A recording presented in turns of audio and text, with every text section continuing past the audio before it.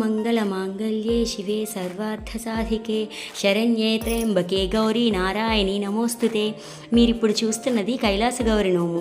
ఈ కైలాస గౌరి నోము రథసప్తమికి కానీ శివరాత్రికి కానీ కథ చెప్పి అక్షింతలు వేసుకుంటారు. దీనికి ఉద్యాపనతో సరి.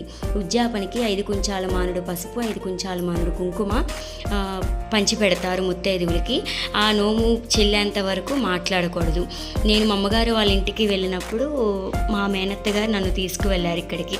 వాళ్ళు చాలా బాగా చేసుకున్నారని చెప్పి నేను వీడియో తీయడం జరిగింది. ఇలా ఈ నోము చేసుకోవడం వలన సకల సౌభాగ్యాలు కలుగుతాయి. ఈ నోము ఉద్యాపనతో సరి. నేను ఇక్కడ చాలా మంచి మంచి నోములు అవి జరుగుతూ ఉంటాయి. నేను అనుకోకుండా అక్కడ ఉండడం వల్ల నేను కూడా ఈ నోముకి వెళ్ళడం జరిగింది. చాలా బాగుంది, మీరు కూడా చూస్తారు కదా అని చెప్పి వీడియో తీశాను. ఆల్రెడీ నా ఛానల్లో షార్ట్ అప్లోడ్ చేశాను. షార్ట్ కన్నా వీడియో పెడితే ఇంకా తెలుస్తుంది కదా అని చెప్పి నేను వీడియో అప్లోడ్ చేయడం జరుగుతుంది.